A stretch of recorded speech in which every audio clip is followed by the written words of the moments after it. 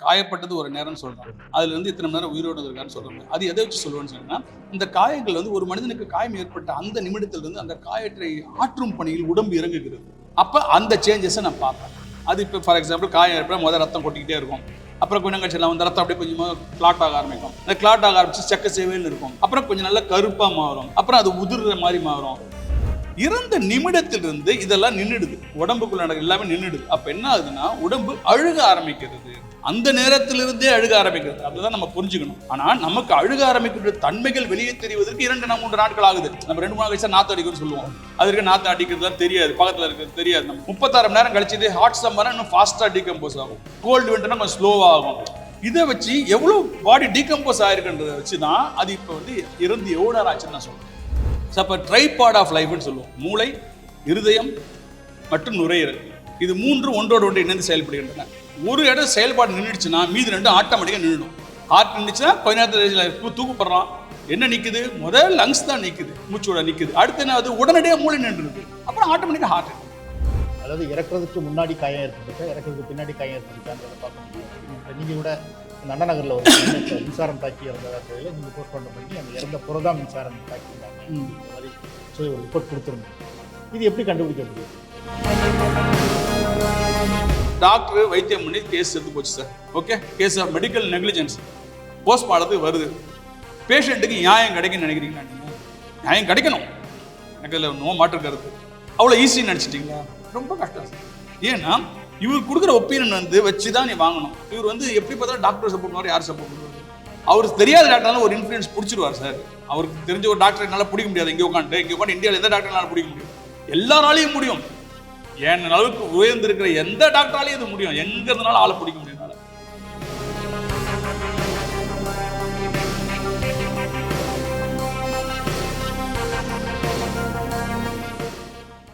எல்லா போஸ்ட்மார்ட்டத்திலுமே அவர் எத்தனை மணிக்கு இறந்தார் அப்படிங்கிறது சொல்லப்படுது. இது எப்படி கண்டுபிடிக்கப்படுது? அது எத்தனை மணிக்கு இந்த உடம்புல இறந்தார்? சார், இப்போ ஒரு மனிதன் காயப்பட்டது ஒரு நேரம்னு சொல்றாங்க. அதுல இருந்து இத்தனை நேரம் உயிரோடு இருக்கான்னு சொல்றாங்க. அது எதை வச்சு சொல்லுவேன்னு சொன்னா, அந்த காயங்கள் வந்து ஒரு மனிதனுக்கு காயம் ஏற்பட்ட அந்த நிமிடத்திலிருந்து அந்த காயத்தை ஆற்றும் பணியில் உடம்பு இறங்குகிறது. நான் உயிரோடு இருக்கும் வரை நீங்க மருந்து கொடுத்து சரி பண்றதுலாம் வேற பக்கம். என் உடம்பு இயங்குது, அந்த காயத்தை சரி பண்ணி என் உடம்பே முற்படுது. அப்ப அந்த சேஞ்சஸை நான் பார்ப்பேன். அது இப்போ ஃபார் எக்ஸாம்பிள் காயம் ஏற்பட முதல் ரத்தம் கொட்டிக்கிட்டே இருக்கும்.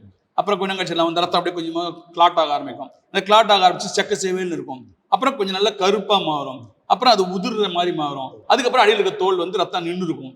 ஒரு ஃபேஸ் நடக்குதா, அடுத்து அதுக்கப்புறம் ஒரு ஃபேஸ் ஹீலிங் நடந்துதான் நமக்கு ஹீல் ஆகுது இல்லைங்களா?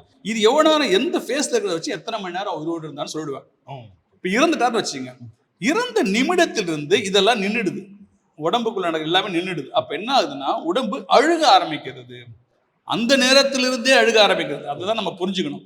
ஆனா நமக்கு அழுக ஆரம்பிக்கிற தன்மைகள் வெளியே தெரிவதற்கு 2-3 நாட்கள் ஆகுது. நம்ம 2-3 நாள் கழிச்சா நாத்து அடிக்கும்னு சொல்லுவோம். அதற்கு நாத்து அடிக்கிறது தெரியாது, பக்கத்துல இருக்கிறது தெரியாது. நமக்கு 36 மணி நேரம் கழிச்சது ஹாட் சம்மர் இன்னும் ஃபாஸ்டா டீகம்போஸ் ஆகும். கோல்டு விண்டர்னா கொஞ்சம் ஸ்லோவா ஆகும். இதை வச்சு எவ்வளவு பாடி டீகம்போஸ் ஆயிருக்குன்றதை வச்சுதான் அது இப்ப வந்து இறந்து எவ்வளவு நேரம் ஆச்சுன்னு நான் சொல்றேன். அழுக ஆரம்பிக்கிறதுங்கிறது இந்த ஹார்ட் நின்ன பரவல் இருந்து ஆரம்பிக்கும். இறப்பு அப்படின்றது இன்னைக்கு வந்து பிரெயின் ஸ்டெம் டெத், மூளை சாவுன்னு சொல்றோம். அதாவது மூளைச்சாவு என்னன்னாக்கா, மூளையில வந்து இவ்வளவு பெரிய மூளை நமக்கு ஆண்டவன் கொடுத்துருக்கான். ஆட்டுக்கு இத்தனோண்டு மூளை இருக்கு, அது நம்மளோட வெயிட் அதிகம். மாட்டுக்கு இத்தனோண்டு மூளை, அது நம்மளோட வெயிட் அதிகம். அப்ப அதனுடைய மூளையுடைய தன்மை என்னன்னு கேட்டீங்கன்னா, நரம்புகளை உடலை அசைக்கவும் சாப்பிட்றது எப்படி போறது, இது வலியை புணர்வும் மட்டும்தான். நம்ம மூளை அப்படி கிடையாது. அந்த அளவுக்கு நம்ம உடம்புக்கு இத்தனோண்டு இடம் தான் தேவை. அது பிரெயின் ஸ்டெம், பான்ஸ், மெடுல்லா, செரிபெல்லம்னு சொல்லுவோம். செரிபிரம் தான் பெருசு. இந்த செரிபிரம் வந்து மனுஷனுக்கு மட்டும்தான் அவ்வளவு பெருசு. இதுல தான் ஞாபக சக்தி, அன்பு, காதல், அறிவு, மரியாதை எல்லாமே அதுக்குள்ள அடங்கி இருக்குது. அந்த பார்ட் தான் நமக்கு பெருசு. அந்த கீழே இருக்க சின்ன பார்ட் தான் முக்கியம். அதுதான் உடல் உறுப்புகளை இயங்க வைப்பது. அது ஹார்ட்டை ஓட வைக்கிறது, லங்ஸை ஓட வைக்கிறது அதனுடைய வேலை. அது ரெண்டையும் ஓட வைக்க முடியலன்னு சொன்னாக்க மனிதன் இறந்து விட்டான். அப்ப ட்ரைபாட் ஆஃப் லைஃப்னு சொல்லுவோம். மூளை, இருதயம் மற்றும் நுரையீரல், இது 3 ஒன்றோடு ஒன்று இணைந்து செயல்படுகின்றன. ஒரு இடம் செயல்பாடு நின்றுச்சுன்னா மீது 2 ஆட்டோமேட்டிக்கா நின்றுடும். ஹார்ட் நின்றுச்சுன்னா கொஞ்ச நேரத்தில் தூக்குப்படுறான். என்ன நிக்குது? முதல் லங்ஸ் தான் நிக்குது, மூச்சோட நிக்குது. அடுத்து என்ன ஆகுது? உடனடியாக மூளை நின்றுது. அப்புறம் ஆட்டோமேட்டிக்கா ஹார்ட். ஸோ இது ட்ரைபாட். ஸோ இதுதான் இறப்பின் நேரம். இந்த நேரத்திலிருந்து கணக்கு பண்ணீங்கன்னா அழுக ஆரம்பிச்சிருது. அதுக்கப்புறம் கண்டுபிடிக்கிறது அழுகிற நிலையை வைத்து எவ்வளவு மணி நேரம் ஆச்சுன்னு கண்டுபிடிப்பேன். அதுக்கு முன்னால போனீங்கன்னா உயிரோடு இருந்த நேரம்ன்றது உடம்புடைய ஹீலிங் ப்ராசஸ் கண்டுபிடிப்பேன். அடிபட்டு இறந்தார் அப்படிங்கிறது ஒரு கருத்துல மன ரீதியா அவர் துன்புறுத்தப்பட்டு இறந்தாரா அப்படிங்கிறது சார் மன ரீதியா நான் இறப்பதுக்கு நேரா மன ரீதி வராது சார். நான் என்ன சொல்றேன்னா, அது எங்கிட்ட அந்த இந்த கண்டெக்ஸ்ட சொல்ல வந்து நான் மன ரீதியாக ஒருத்தனை கஷ்டப்படுத்துவதும் அவனுக்கு ஏற்பட்ட காயம் தானே. எனக்கு ஒரு காயம்ன்றது உடல் ரீதியாக தான் இருக்கணுமா, மன ரீதியாக இருக்கக்கூடாது. எனக்கு காயம் தான். அந்த காயத்துடைய தன்மையை எப்படி அனலைஸ் பண்ணுவீங்க? உயிரோடு இருந்தால் சைக்காலஜிக்கல் கவுன்சிலிங் வச்சு நம்ம அவனை எலிசிட் பண்ணலாம். ஒருத்தர் ஒரு மாதிரி சார். ஒருத்தர் சின்ன விஷயத்துக்கு கொஞ்சம் தூக்கு போடுவான், ஒரு செருப்பாடு கண்டுக்க மாட்டான். இது மனுஷன் மாறுபடும் மனநிலை. இதெல்லாம் வச்சு நீங்க இவன் இப்படிதான் இருக்கணும்லாம் நீ யாருக்கும் எந்த கோட்பாடும் யாரும் கொடுக்க முடியாது. அவன் அப்படிதான், அவனுக்கு அதை பாதிச்சிருச்சு. ஒன்றும் கிடையாது. ஒரு ஆள் எங்கள் ஊரில் வந்து ஒருத்தன் கடன் கேட்டான்னு சொல்லி அசிங்கமா பொண்டாட்டி மேலே ரோட்டில் நின்று கடன் கேட்டான். 4 வார்த்தை நீ எல்லாம் எதுக்கே கடன் நான்டெட் சாப்பியான்னு சொல்லிட்டு போயிட்டான் சார். அந்த ஆள் போய் கெரசின் ஊற்றிக்கிட்டு அப்படியே உட்காந்து சாவறான் சார். கெரசின் ஊற்றினா ஒப்படி உடம்பு எரியும், தெரிச்சு ஓடுவான். சாவும் போது ஆகும். அந்த ஆள் மன உறுதியை பாரு, அப்படியே அசையாமல் செத்து போகிறான். இப்போ இதுக்கெல்லாம் சாவாங்களா? கடன் வேணா கொடுக்கணும் தான், திட்டுவான் தான். இதெல்லாம் நம்ம தொடச்சி போட்டு போகிறது நம்ம ஸ்டைல் இருக்கு. அவன் மனநிலை அப்படி. அப்போ மன ரீதியாக அவனை கஷ்டப்படுத்துறதும் அவனுக்கு ஏற்பட்ட காயம் தான் நான் சொல்லுவேன். ஒரு கேஸில் கூட நான் பார்த்துருக்கிறேன். ஒரு பையன் வந்து சூசைட் பண்ணிட்டான் ஹாஸ்டலில். அந்த கேஸில் வந்து நான் என்ன கேட்டாங்க, நான் போய் ஒப்பீனியன் கொடுக்கும்போது அவன் சூசைட் பண்ணியிருக்கதா நிறைய வாய்ப்புகள் இருக்குன்னு எனக்கு தெரிஞ்சுது. ஆனால் எனக்கு தெரிஞ்சவரை அந்த இன்வெஸ்டிகேஷன் அதுக்கு பின்னால் போனால் அவன் தற்கொலை பண்ணுவதற்கு அவனை தூண்டு விதமாக அங்கே நடவடிக்கைகள் இருந்திருக்கின்றன. அவனை ரொம்ப டீஹியூமினேட் பண்ணியிருக்கிறாங்க. அவன் மன உடைச்சல் ஏற்பட்டு தான் தூக்கு போட்டுறான். அப்போ அந்த தவறை செஞ்சவங்களுக்கு தண்டனை வாங்கி கொடுக்கணுன்றது என்னுடைய கருத்து. பட் அது வந்து பெரிய இன்ஃப்ளூயன்ஷியல் ஃபேக்டராக நம்ம எடுத்துக்கூடாது சார். ஒருத்தர் திட்டாங்கிறதுக்காக, ஒருத்தர் என்ன அழிக்கிறதுக்கு பிளான் போறான்றதுக்காகலாம் நான் போய் செத்து போயிட்டேன்னு வச்சுக்கலாம், சாதிக்க முடியாது. அவன் அசிங்கப்படுத்த தான் ட்ரை பண்ணுவான். என்ன நான் அதை மீறி தான் செய்யணும். அது கூட இல்லை மனுஷன் எழுதுகிறேன், நான் பிறந்தேன். இதையும் நம்ம யோசிக்கணும். ஆனால் அசிங்கமாக திட்டுறதுன்றது தடுக்க அது நம்ம அது வந்து உயிரோடு இருக்கப்போ நம்ம அந்த இதை எடுத்துடலாம். நம்ம சில கேஸில் கூட பார்த்துருப்போம், பொண்ணுங்களை அசிங்கமாக திட்டினாங்க ரோட்டில். கண்டிப்பாக அவங்க நடவடிக்கை எடுக்கணும். அது அவங்க மனத்தை உறுத்தல கொடுத்துருக்குது. எல்லாத்துக்கும் செக்ஷன்ஸ் இருக்கு, செக்ஷன்ஸ் இல்லாமல் கிடையாது. பட் அது வந்து மருத்துவ அறிவில் வராது.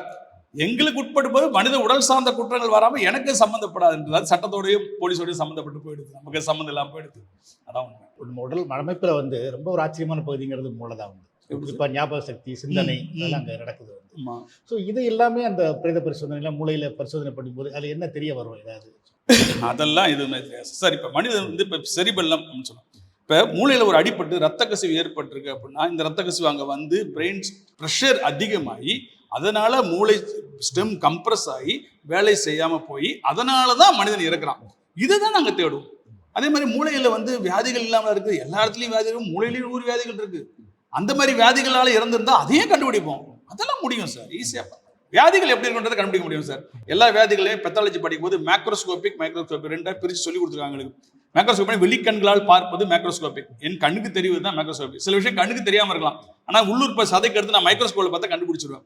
எங்கெங்க எனக்கு வெளித்தோட்டமாக வியாதிகள் இருக்குன்னு தோணுகிறதோ அந்த சதைகளை மட்டும் நான் எடுத்து நோய்க்குறியல் பரிசோதனைக்கு அனுப்பிச்சேன்னா அவங்க அதை பார்த்து சொல்லிடுவாங்க. அவங்க அதுக்கு படிச்சிருக்காங்க 3 வருஷம். அவங்க பார்த்து சொல்லிடுவாங்க. அப்போ நினைச்சது சரியா தவறான்னு நான் முடிவு பண்ணிட்டு நான் ஒப்பீனியன் கொடுத்துருவேன். இதுதான் ஸ்டைல். பிரேத பரிசோதனையில் ஒரு உடல்ல இருந்து என்னெல்லாம் கண்டுபிடிக்க முடியும்? பிரேத பரிசோதனை செய்வது அடிப்படை காரணங்கள் 2. ஒன்று வந்து இறப்பின் காரணம், மருத்துவ காரணத்தை கண்டுபிடிக்க வேண்டும். அப்போ அடிப்படை செத்தாரா இல்லை வியாதியால் இறந்தாரா, அதெல்லாம் நான் ஏற்கனவே சொன்னேன். எப்படி வியாதியை கண்டுபிடி 2ல் 1 தான் இறக்க முடியும், வேறு எதுலையும் இறக்க முடியாது. ஏதாவது அடிப்படை அன்நேச்சுரலாக இறந்துருக்கணும், இல்லை வியாதியின் தன்மையால் இறந்துருக்கணும். இப்போ இது வந்து நம்ம கண்டுபிடிச்சிடும். இது இல்லாமல் என்ன கண்டுபிடிக்க முடியும்னு பார்த்தா இது நம்ம கட்டாயம் கண்டுபிடிக்கணும். இது சில சமயங்கள் கண்டுபிடிக்க முடியாமல் போகலாம். தட் இஸ் கால்ட் நெகட்டிவ் அட்டாப்சின்னு சொல்லுவோம், அப்ஸ்கியூர் அட்டாப்சி. சாவின் காரணத்தை கண்டறியப்பட இயலாத நிலைமைகளும் சில உண்டு, அதை மறுக்கலாம் முடியாது. அது வந்து ரிப்போர்ட் கொடுக்குற டாக்டர் மனசை பொறுத்து இருக்குது. நான்லாம் கொடுத்துருக்குறேன், என்னால் இறப்பின் காரணம் கண்டுபிடிக்கவில்லைன்னு கொடுத்துருக்கேன். அது என்னுடைய அறிவுத்தன்மையை கம்மிப்படுத்துறது கிடையாது. என்னுடைய அறிவு இவ்வளவுதான், மருத்துவ அறிவுக்கு உட்பட்டு என்னால் இவ்வளவுதான் கண்டுபிடிக்க முடிஞ்சது, நான் ஒத்துக்கிறேன். நிறைய பேர் அதுக்காக ஒரு இல்லாத வியாதியை உள்ள எழுதிட்டு இதனால இறந்தாருன்னு போட்டா யாரு கேள்வி கேட்கறது? அவன் இறந்தான்னு தெரிஞ்சு போச்சு, வியாதியில தான் இறந்தான்னு தெரிஞ்சு போச்சு, வியாதியை கண்டுபிடிக்க முடியலன்னு எழுதிட்டு போறது எவ்வளவு நேரம் ஆகிடும்? சில சமயங்கள் அழுகுன படங்கள் வரும், ரொம்ப காமனா வரும் அந்த சிச்சுவேஷன். அழுகுன படங்கள்ல காயம் இருந்தா கண்டுபிடிச்சிருவேன். காயமே இல்லாத அழுகுன படங்கள் வந்து நிச்சயமா இயற்கை மரணம் அடைஞ்சிருக்கணும், வியாதியில செத்துருக்கணும். அந்த வியாதிகள் வந்து கண்டுபிடிக்க முடியாம போய் ஏன்னா சதைகள் அழுகி போச்சு. நான்லாம் நிறைய தடவை கொடுத்துருக்கேன். என்னால் இறப்பின் காரணத்தை கண்டுபிடிக்க முடியவில்லை, ஏனென்றால் இந்த பாடி கம்ப்ளீட்டா அழுகி போயிடுச்சு, அதனால கண்டுபிடிக்க முடியல கொடுத்துருக்கேன். இதுல என்ன தப்பு? நம்மளை பொறுத்தளவுக்கு சார் அன்நேச்சுரல் கிடையாது. காரணத்தை கண்டுபிடிக்க முடியலாம், முக்கால்வாசி அது இயற்கை மரணம் தான். இயற்கை மரணம் போலீஸ் கொஸ்டின் என்ன, சட்டத்தை கொஸ்டின் இயற்கையா இயற்கைக்கு மாறான மரணமா, இது 2 தான் அவங்களுக்கு முக்கியமான கேள்வி. அந்த கேள்வி நான் பதில் சொல்லிடுறேன்ல. மாறான காரணம் கிடையாது. எவனும் அவனை கொண்டு இல்லை, எவனும் விஷம் கொடுத்து சாவடிக்கல, அதெல்லாம் நான் கண்டுபிடிச்சு கொடுத்துட்டேன். ஆனா இறப்பிற்காரத்துக்கு வியாதியை தான் கண்டுபிடிக்க முடியல, அது போயிட்டு போகுது, அதுல என்ன கெட்டு போச்சு, அதெல்லாம் ஒன்றும் தவறு கிடையாது சார். நம்ம நீதி பெற்று தர வேண்டியது நம்ம கடமையை தவிர எல்லாத்தையும் கண்டுபிடிக்கிற அளவுக்கு அது அகாடமிக்ஸ், அது நாளைக்கு சாத்தியப்படலாம். பெத்தாலஜி இல்லாத காலத்துல வந்து சார் கௌட்டல்யா காலத்திலேயே போஸ்ட்மார்ட்டம் பண்ணிருக்காங்க. எப்ப 300 BC-லேயே போஸ்ட்மார்ட்டம் பண்ணிருக்காங்க. அன்னைக்கு என்ன மருத்துவ அறிவு இருந்திருக்கும், என்ன போஸ்ட்மார்ட்டம் பண்ணிருப்பாங்கன்னு நினைக்கிறீங்க? ஆனா அன்னைக்கும் அவங்க விஷத்தன்மை வந்த பொருட்களை கண்டுபிடித்தாங்க, காயங்களை கண்டுபிடித்தாங்க. ஒரு காயத்தை கண்டுபிடிப்பதற்காக ஃபர்ஸ்ட் வந்து எடுத்தோன்னே பாடியை வந்து எண்ணெய் தொட்டில போட்டுருவாங்க. அவங்க போட்டுட்டு அதுக்கப்புறம் எண்ணெயை வழி வச்சு தேய்ச்சி எடுத்துட்டு தேடுவாங்க காயத்தை. அப்பதான் காயம் தெரியும். ஏன்னா மனிதன் கடல் வந்து நம்ம உறுப்பு கலர் வந்து கருப்பு, நம்ம ஃபேர் கிடையாது, ப்ரௌன்ன்றது தான் வெள்ளையா இருக்கிறவங்க. ப்ரௌனே கொஞ்சம் தான், மூஞ்சி பேர் நம்மள டார்க், பிளாக் கிடையாது, டார்க் பிளாக்ன்றோம் நீங்கிறோம். நம்ம டார்க்ல வந்து நீங்க உள்காயத்தை கண்டுபிடிக்க முடியாது. அதுக்காக இந்த டெக்னிக் ஃபாலோ பண்ணாங்க. இப்போ இன்னைக்கு எவ்வளவு அட்வான்ஸ் ஆயிடுச்சு. எம்ஆர்ஐல கண்டுபிடிச்சிருவேன் நான் உள்ள எங்க காயம் இருக்குன்னு சொல்லி, அறுத்தோட கண்டுபிடிச்சிருவேன் நான். அப்ப இது மாதிரி மாறுபட்ட காலத்துக்கு ஏற்ற மாதிரி நம்ம அறிவையும் நம்மளும் அப்டேட் பண்ணி தான் இந்த நிலைமைக்கு வரணும். ஒரு விஷயம் 100 விஷயம் கத்துக்கலாம் சார். இப்ப நான் என் புக்ல எழுதியிருக்கிற மாதிரி ஒரு டிசெக்ஷன் மெத்தட் எந்த புக்லயுமே இருக்காது. அது நானா பண்ணது. அது முக்கியத்துவம் வாங்கி அதை புரிஞ்சுக்கிட்டாங்கன்னா சந்தோஷம். புரிஞ்சுக்கிட்டதுக்கு நான் வருத்தப்பட முடியும், எழுதி வச்சு சாக முடியும். அவங்க படிச்சுக்கிறாங்க, படிக்கலாம், அவங்க பிரச்சனை.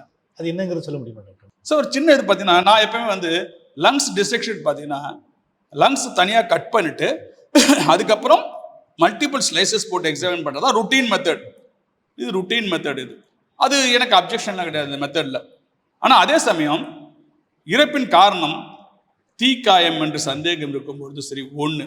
அடுத்தது ஆஸ்பிரேஷன், வயிற்றிலிருந்து சாப்பாடு தன்மை பொருள்கள் நம்ம இறப்பதற்கு முன்னால் தலையில் அடிபடும் போதோ இல்லை மயக்க நிலைக்கு போகும்போது ரீகஜெட்டட் ஆகி லங்ஸ்குள்ளே போயிடும், ஆஸ்பிரேஷன் டெத்துன்னு சொல்லுவோம். அதுலேயும் ட்ரௌனிங், தண்ணியில் விழுந்து செத்து போயிடுறாங்க. இந்த 3 கேஸ்லையும் நான் என்ன சொல்லுவேன்னா, dissection from the floor of tongue start பண்ணும். நாக்குக்கு அடியிலேருந்து ஸ்டார்ட் பண்ணு, அங்கேருந்து ட்ரெக்கியாக்குள்ளே போ, அங்கேருந்து பிராங்கோஸ்குள்ளே போ, அங்கேருந்து பிராங்கோஸ்குள்ளே போன்னு சொல்லுவேன். இது எதுக்குன்னாக்க இந்த ட்ராக்ல எங்கே அதுவும் போடும்போதே 5 க்ளோஸ் போட்டுக்காம ஒரு இடம் தானே ஒரு க்ளோஸை கழட்டி போட்டு. ஏன்னா இந்த ஃபர்ஸ்ட் இந்த இதில் நொரை இருக்கும், ட்ரௌனிங்ல நொரையே இல்லைன்னு வச்சுக்கோங்க, அங்கேருந்து செடி கொடி பாசி எல்லாம் உள்ள இருக்கும்ல. இது எங்கேயாவது ஒரு இடத்துல இருந்துச்சுனாலும் அவன் பாடி டீகம்போஸ் ஆயிருந்தா கூட சரி, 3 நாள் ஆயிடுச்சு பாடி தண்ணியில் இருந்து கிடைக்கிறதுக்கு, பாடி டீகம்போஸ் ஆயிடுச்சு, அந்த தண்ணிலாம் நுரை இருக்காது. ஆனால் அந்த சாக்கடை இத்தனோண்டு சாக்கடை உள்ள இருந்துச்சுன்னா கூட அவன் ட்ரௌன்ல செத்தான்னு சொல்லி சர்டிஃபிகேட் கொடுக்கணுமா தைரியமா? அதே மாதிரி ஒரு சாப்பாடு பொருள், ஒரு சின்ன பருப்பு துளி உள்ளுக்குள்ள நெஞ்சுக்குள்ள இருந்துச்சு, அவன் சாப்பாடு உள்ள போய் செத்து போடான்னு கொடுக்க முடியுமா? பேர்ன்ஸ்ல இந்த இடம் எரியுது, புகை கிளம்புது, இந்த புகையை நான் சுவாசிச்சு தான் சாவறேன், அப்புறம் நெருப்படி தன்மையில் நான் சாவறேன். புகையை சுவாசிக்கும் போது இந்த புகை நெஞ்சுக்குள்ள போகும்ல, அந்த புகை கொஞ்சோண்டு உள்ள இருந்தா சொல்ல முடியாது பேர்ன்ஸ் தான் சொல்லி. ஸோ இவ்வளோ இப்போ பாடியே எரிஞ்சு போடுது, கம்ப்ளீட்டாக எரிஞ்சு எலும்பே எரிஞ்சிருச்சு. அப்போ அவன் உயிரோடு அவன் செத்து எரிஞ்சானா இல்லை அவனை வேறு விதமான கொலை பண்ணிட்டு பெட்ரோல் ஊற்றி கொளுத்துனாங்களா அப்படின்றத கூட நான் இதை வச்சு கண்டுபிடிச்சிருவோம்ல. அந்த புகை நெஞ்சில் இருந்துச்சுன்னா அப்போ அந்த கேசஸ்ல இந்த டிசெக்ஷன் மெத்தட் அடாப்ட் பண்ணுங்கன்னு நான் சொல்றேன்.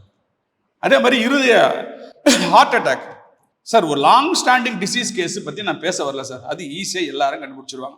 அப்படியே ஹார்ட் வீங்கி கிடக்கும், நல்ல வெயிட்டு போட்டால் மாறி இருக்கும், அப்புறம் மேலே ஃபுல்லாக கொழுப்பு அடைச்சிருக்கும், அயோட்டா கட் பண்ண உள்ள கொழுப்பு பதில்கள் அத்ரோமெட்டஸ் பிளேக்ஸ் பதிந்து இருக்கும், கண்டுபிடிச்சிடலாம். நம்ம சில சமயங்களில் அக்யூட் கரோனரி ஸ்பாசம் நீங்கள் கேள்விப்பட்டிருப்பீங்க. ஒரு ஸ்டூடெண்ட், காலேஜ் ஸ்டூடெண்ட்டு காலைல ஃபர்ஸ்ட் அவர் கேம்ஸ் போகிறான், விளையாண்டுட்டு ஒரு கோல் போட்டு போஸ்ட்டை பிடிச்சிட்டு நிற்கிறான், பொத்துன்னு விழுந்தான், தூக்கிட்டு போனால் செத்துட்டான். இந்த சாவுகள்லாம் எந்த கணக்கில் சேர்ப்பீங்க? அவன் எந்த வியாதியும் கிடையாது, நல்லா இருந்த பையன், 20 வயசு பையன். இது அக்யூட் கரோனரி ஸ்பாசம், அதாவது இருதயம் துடித்துக் கொண்டு இருக்கும் போது இருதயத்துக்கு சப்ளை பண்ண ரத்த குழாய்கள், அந்த ரத்த குழாய்களும் அமுக்கப்பட்டு விடுகின்றன. திடீர்னு கொஞ்ச நேரத்துக்கு அமுக்கப்பட்டு விடுகின்ற, ரத்தம் போகுது, நின்று போயிடுது, அதனால அவர் செத்துறாரு. திடீர்னு நடக்குது. இதெல்லாம் ஆக்சுவலாக காப்பாற்ற முடியும், சீக்கிரமே மருத்துவ போட மாட்டோம், நடந்துதானே இருக்கு. இதெல்லாம் நீங்க டிசெக்ட் பண்ண ஹார்ட் எப்படினால தானே இருக்கும். அவருக்கு ஹார்ட்ல வியாதி இருந்தா 10-15 வருஷத்துக்கு முந்தைய வியாதி வந்திருக்கிற கேஸ் நீங்க நான் பார்த்து கண்டுபிடிச்சு சொல்லிடுறேன் அப்பாண்டிஸ்.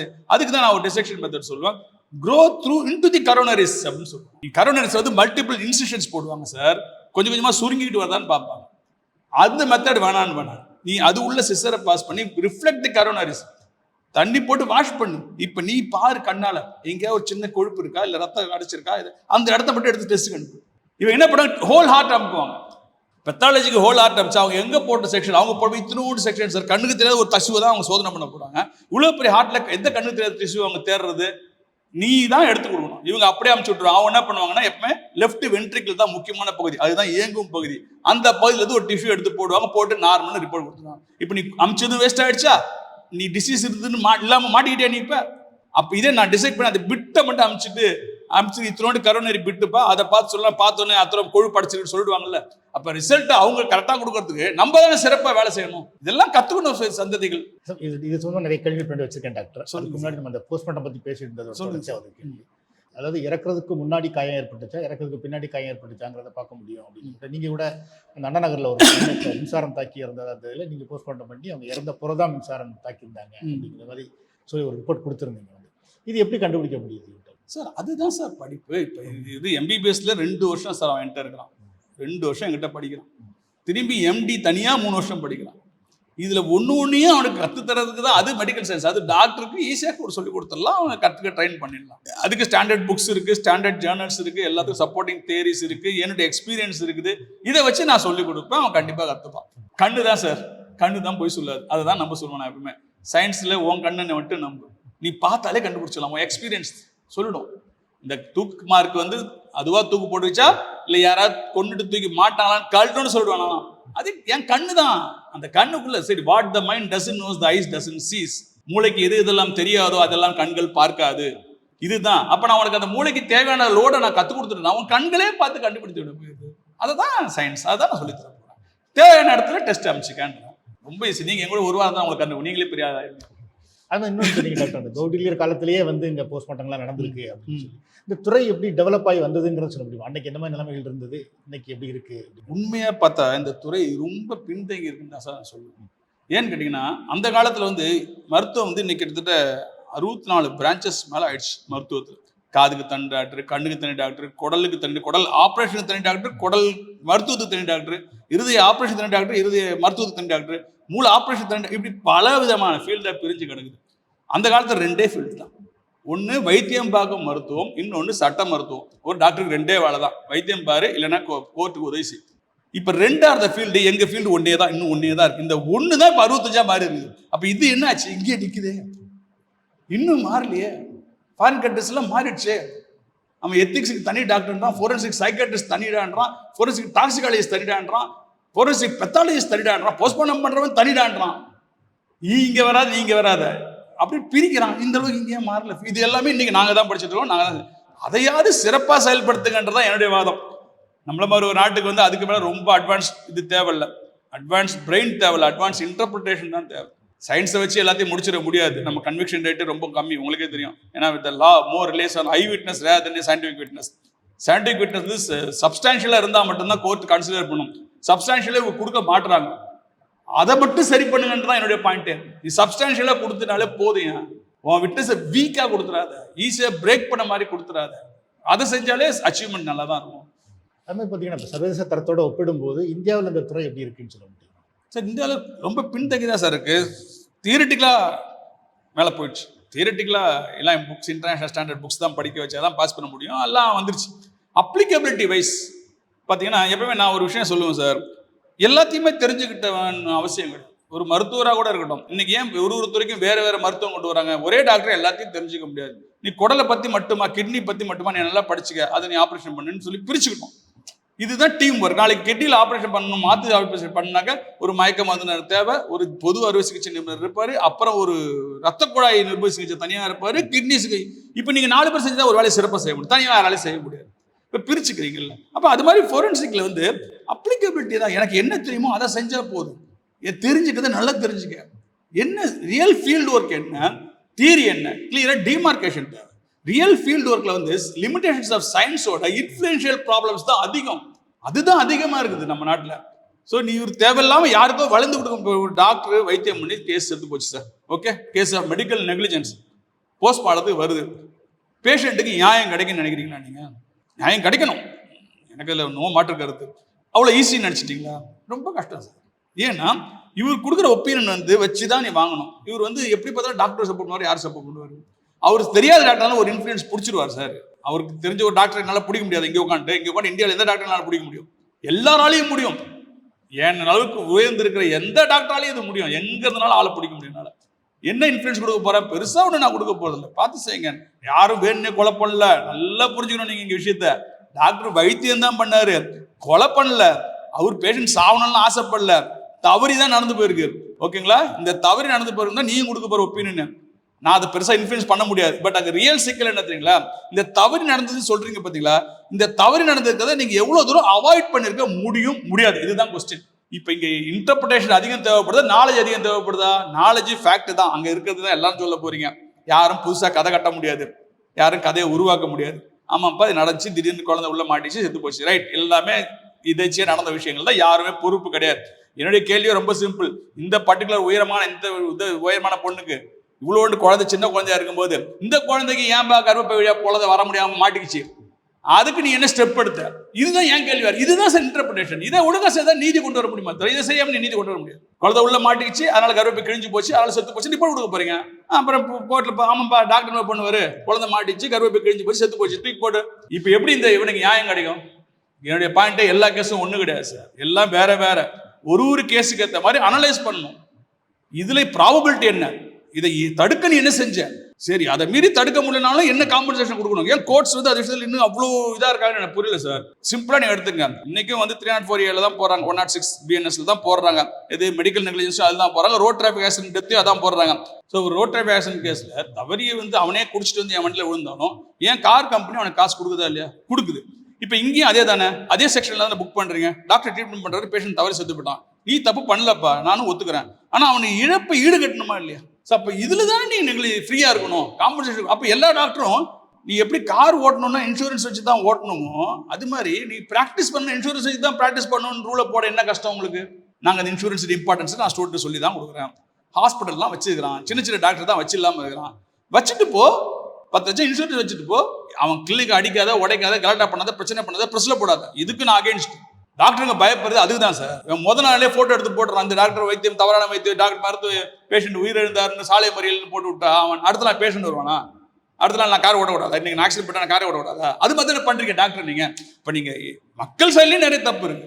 எந்த விஷயத்தை ஹைலைட் பண்ணணும், பிரஸ் கிட்ட ரொம்ப தவறுகள் இருக்குது. எந்த கேஸ் விஷயத்தை ஹைலைட் பண்ண, எதை ஹைலைட் பண்ணக்கூடாதுன்னு கூட உங்களுக்கு தெரியல. ஒரு பேஷண்ட் செத்து போனா அதை நீ ஹைலைட் பண்ணுவியா? உண்மை நான் என்ன நினைச்சு தெரியுமா உனக்கு?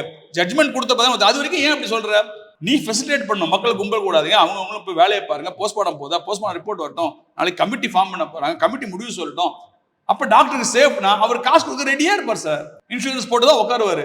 எப்பா இன்சூரன்ஸ் நேரம் கம்பெனியில் கிளைம் பண்ணி காசு வாங்கிக்க, நான் 10 லட்சம் இன்சூரன்ஸ் வச்சிருக்கேன், இந்த பார்த்து சர்டிஃபிகேட் புடி. அப்ப யாருமே சண்டை போட போறதும் இல்லையே. ஸோ ஒரு ரெகுலரைஸ்ட் ப்ராக்டிஸையும் கொண்டு வரணும். அதே சமயத்தில் இந்த மருத்துவ ரீதியை இதையும் பேசுறேன், மெடிக்கல் எத்திக்ஸ் ஏன் சப்ஜெக்ட் தான். நாளைக்கு ஒரு நெக்லிஜென்ஸ் கேஸ்ல ஏன் தயவு இல்லாம ஒரு கேஸ் நீங்க ப்ரூவ் பண்ணவே முடியாது. உனக்கு இன்னொரு மெடிக்கல் டாக்டர் வந்து சொன்னாலும் உங்களுக்கு கேஸ் நிக்காது. அப்ப அதெல்லாம் கவர்மெண்ட் ஃபெசிலிட்டேட் பண்ணுங்க. நீங்களே பப்ளிக்குக்காக டாக்டர்ஸ் டீம் பேனல் போடுங்க. இந்த பேனல் அப்ரோச் பண்ணுங்கப்பா, நெக்லிஜென்ஸ் வந்துச்சுன்னா அவங்க ஹெல்ப் பண்ணுவாங்கன்னு சொல்லு. இப்போ லாயர்ல மட்டும் ஹெல்ப் பண்றாங்கல்ல, டிஃபென்ஸ் லாயர் வந்து அவங்களுக்கு தான் நியாயமா இருக்காங்க. நீங்க மட்டும் ஏன் டாக்டருக்கு மட்டும் நியாயமா இருப்பீங்க, பேட்டுக்கு நியாயமா இருக்க மாட்டீங்க? இந்த மாதிரி அட்வான்ஸ்மெண்ட்ஸ் தான் சார் வேணும்.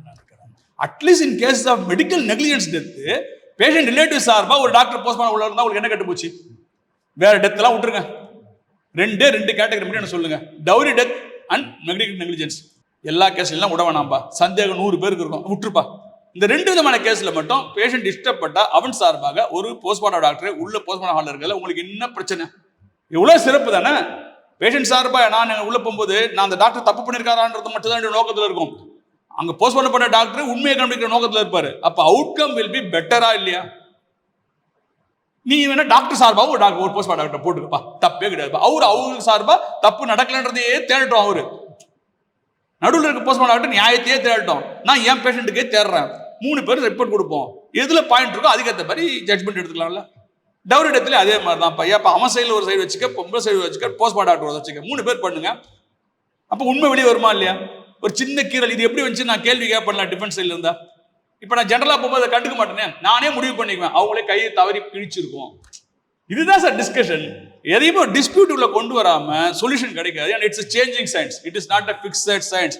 ஜோரமா இத்தனை மில்லிகிராம் மருந்து போடுற மாதிரி கிடையாது ஃபோரன்சிக் மெடிசன். இது ரொம்ப மட்டமான சப்ஜெக்ட் நினைச்சிட்டு இருக்கவங்களுக்கு தான் அது கடுப்பு வருது எனக்கு. எவ்வளவு புனிதமான சப்ஜெக்ட், இதை எவ்வளவு தூரம் தூக்கி நிறுத்தணும், சமுதாயத்துக்கு எவ்வளவு நன்மை செய்யக்கூடிய சப்ஜெக்ட். ஒரு லாயரும் ஒரு பப்ளிக்கும் இந்த ஃபோரன்சிக் சர்வீஸ் யூஸ் பண்ணா உனக்கு கிடைக்கக்கூடிய நியாயம் கரெக்டா கிடைக்கும். யாருமே இதை பத்தி கவலைப்பட மாட்டாங்க. யாருமே கவலைப்பட ஏன் கவலைப்பட மாட்டாங்கன்னா இது அதிகார வர்க்கத்துக்கு ஈஸியா இருக்கு சார். இந்த சிஸ்டம் ஈஸியா இருக்குது. இது கஷ்டப்படுறவன் ஏழை எளியவன் தான், அவன் போராட்டம் நடத்தி இது ஒன்றும் மாட்ட போறது இல்லை. மேல இருக்கவங்க தான் மாற்றணும். எல்லாருக்கும் நல்லது நடக்கணும்னு மாத்திட்டு போனா இதெல்லாம் எவ்வளவோ மாட்டாங்க. இதுதான் நான் எதிர்பார்க்கிறேன். நியர் ஃபியூச்சர்ல இது மாதிரி சேஞ்சஸ் தான் எதிர்பார்க்கிறேன். ஏன்னா இன்னைக்கு பிரைவேட் எக்ஸ்பர்ட்ஸ் நிறைய பேர் வந்துட்டாங்க சார். கவர்மெண்ட் காலேஜ் எத்தனை இருக்கோ அத்தனை பிரைவேட் காலேஜ் இருக்கு இல்லையா? கவர்மெண்ட்லயாவது வேகன்சி இருந்தா கண்டுக்க மாட்டான். இங்க வேகன்சி எல்லாம் உடனே ஆளை போடுவோம். அவ்வளோ பேர் இருக்கோம் நாங்க. இவங்களுக்கும் இவங்க எல்லாம் சேர்த்து வேலை செய்யுங்க, மக்களுக்கு நியாயத்தை கொடுங்க. அதுக்கு தான் இப்போ படிச்சிருக்கோம். என்கிட்ட எத்தனை டாக்டர் கேட்டிருக்காங்க, பெரிய பெரிய டாக்டர்ஸ்லாம். நீ இந்த மாதிரி ஒப்பீனியன் கூட நீ ஓன் தொழிலுக்கு டாக்டருக்கு நான் டாக்டரை மாட்டி விட மாட்டேன்னு சத்தியபிரமாணம் எடுத்துக்கல, ஹிப்போக்ரேட் எழுத வழியா நீ டாக்டரையே மாட்டி விடுறியம்மாங்க. நான் மாட்டி விடலைங்க, சத்தியமா அந்த வேலையை நான் செய்யலை. நான் என்ன பண்றேன் தெரியுங்களா? கோர்ட்டுக்கு மெடிக்கல் நாலேஜ் கிடையாது, செத்து போனவனுக்கும் மெடிக்கல் நாலேஜ் கிடையாது. இதுல என்ன நடந்திருக்கு? நீங்க உங்களுக்குலாம் மெடிக்கல் நாலேஜ் இருக்கு, நீங்க தப்புப்பட்ட டாக்டர் நீங்களாம் நாலேஜ் இல்லாம பண்ணல. ஸோ இதுல என்ன தப்பு நடந்துடக்கூடாதுன்னு கோர்ட்டுக்கு எடுத்து சொல்றேன். ஜட்மெண்ட் கோர்ட்டு தான் முடிவு எடுப்பது, நான் கிடையாது. அது கோர்ட்டுக்கு தெரியாமலே ஒரு முடிவு எடுத்துடக்கூடாதுன்னு தான் நான் வேலை செய்யறேன். இது வந்து எனக்கு அகைன்ஸ்ட் எத்திக்ஸ் பேர்லாம் தெரியல. I am very very ethical to my profession சொல்லி நான் முடிச்சிருக்கிறேன். நான் அதை தான் பண்ணுங்கன்ற கோர்ட்டுக்கிட்ட. போஸ்ட்மார்ட்டத்தில் வந்து சந்தேகம் இருக்கிற பட்சத்தில் மேல்முறையீடு செஞ்சு சில இடங்களில் திரும்ப போஸ்ட்மார்ட்டம் நடக்குது. அதனால் இது மாதிரி டாக்டர்ஸ் உங்க சார்பு ஒரு டாக்டர்ஸ் வைக்கிறதுக்கான வாய்ப்புகள்லாம் இருக்கு, நம்ம சட்டத்தில் இடம் இருக்காது. நிறைய கேஸ் செகண்ட் போஸ்ட்மார்ட்டம் பண்றாங்க இல்லைங்களா? பண்ணாமலாம் கிடையாது. சில தோண்டி எடுத்துக்குள்ள பண்றாங்க. நானே பல மாசங்கள் கழிச்சு தான் தோண்டி எடுத்து பண்ணியிருக்கேன் சார். எதுவுமே ப்ரீஷியஸ் ஹவர்ஸ். ஒரு உயிரை காப்பாற்றுவதற்கு 15 நிமிடங்கள் ப்ரீஷியஸ் ஹவர்ஸ். நான் என்ன சொல்லுவேன்னா போஸ்ட்மார்ட்டத்துக்கு 36 ஹவர்ஸ்.